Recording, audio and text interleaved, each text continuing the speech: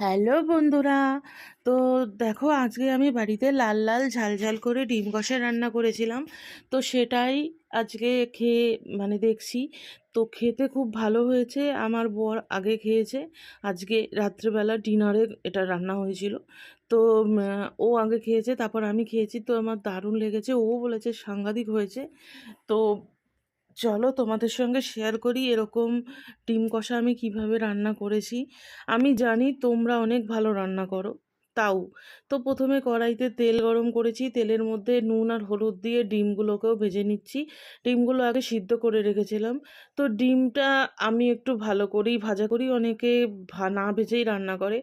আমার সেটা পছন্দ না বলে আমি ভেজে করি। তো ডিম ভাজা হয়ে যাওয়ার পর আলুগুলোও দিয়ে দিয়েছি। আলু আর নুন হলুদ যেহেতু আগে দিয়েছি, তাই আলুতে আর দ্বিতীয়বার আমি নুন হলুদ দিইনি, তেলের মধ্যে দেওয়া ছিল বলে। তো আলুটাও আমি লাল লাল করে ভেজে নিয়েছি। দেখো, আমার আলু খুব একটা ভাজা না হলে পছন্দ হয় না ঠিক। তারপর ওই তেলের মধ্যে আমি ক্যাপসিকাম আর পেঁয়াজ কুচি দিয়েছি। আমি এই রান্নাটা করেছিলাম মোট 4টে পেঁয়াজ দিয়ে, তার মধ্যে আমি একটা পেঁয়াজ দিয়েছি আর বাকি পেঁয়াজগুলো আমি সব পেস্ট করে নিয়েছি।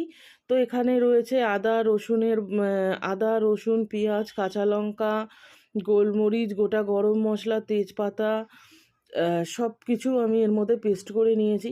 পেস্ট করে নিয়ে তারপর আমি কড়াইতে দিয়ে এবার ভালো মতন করে কষিয়ে নিচ্ছি। এবার এর মধ্যে একটু নুন দিয়ে দিলাম, নুন দিয়ে আবার ভালো করে কষিয়ে নিলাম। এই যে এখন নুন দিলাম, আর আগে তেলের মধ্যে একটু নুন দেওয়া ছিল, ব্যাস, আর আমার নুন দিতে লাগবে না।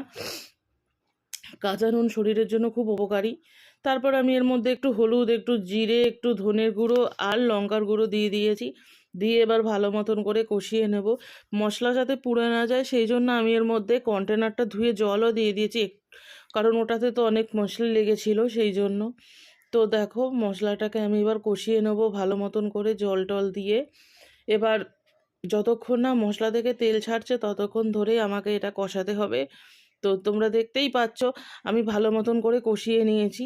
এবার এটার মধ্যে একটু টমেটো সস দিয়ে দিচ্ছি। তো এটাতে চাইলে টমেটোও দেওয়া যেতে পারতো, কিন্তু আমার টমেটো সসই দিয়েছি আমি। তারপর ওটার মধ্যে আলু আর ডিমটা দিয়ে আবারও ভালো মতন করে কষিয়ে নিয়েছি। এটা দেওয়ার কারণ হচ্ছে তাহলে ডিমের মধ্যে আর আলুর মধ্যে মশলাগুলো খুব ভালোভাবে ঢুকবে, যেহেতু আমি ডিমটা চিড়ে চিড়ে দিয়েছিলাম। তারপর পর্যাপ্ত পরিমাণ জল দিয়েছি, আলুটা সেদ্ধ হবে বলে, সেই জন্য। তো এটাকে এবার টানাতে টানাতে দেখো জল কিন্তু একদমই কমে গেছে, কিন্তু দেখো একটা আলুও কিন্তু ভাঙিনি। সেই রকমভাবেই কিন্তু নাড়াচাড়া করতে হবে যাতে আলুগুলো না ভেঙে যায়। তারপরে এটার মধ্যে এবার আমি একটু গরম মশলা গুঁড়ো দেবো। আমার ডিমের ঝোল বলো মাছের ঝোল বলো যে কোনো কিছুতেই গরম মশলা গুঁড়োটা খুব ভালো লাগে। তো গরম মশলা গুঁড়োটা দিয়ে এবার একটু নাড়াচাড়া করে আরেকটু টানিয়ে নিয়ে নামিয়ে নিলেই আমার এরকম লাল লাল ঝাল ঝাল ডিম কষা একদম রেডি হয়ে যাবে। তোমরাও এরকমভাবে বাড়িতে ডিম কষা করতে পারো। তো দেখো, আমার কিন্তু ডিম কষা হয়ে গেছে। এবার এটাকে অন্য পাত্রে নামিয়ে নেবো, ব্যাস, আমার রাত্রের ডিনারের জন্য ঝাল ঝাল লাল লাল ডিম কষা একদম রেডি। তোমরাও বাড়িতে এইভাবে রান্না করে তোমাদের প্রিয় মানুষদের খাওয়াতে পারো। আশা করি সকলেরই ভালো লাগবে। জানি না আমি কতটা ভালো রান্না করতে পারি, কিন্তু আমার প্রিয় মানুষেরা সবসময় বলে যে আমি নাকি খুব ভালোই রান্না করি। তো আমার বর তো ফার্স্ট দিন থেকেই বলে। জানি তোমরা আমার থেকে অনেক অনেক অনেক ভালো রান্না করো, তবুও এই আর কি। হর হর মহাদেব।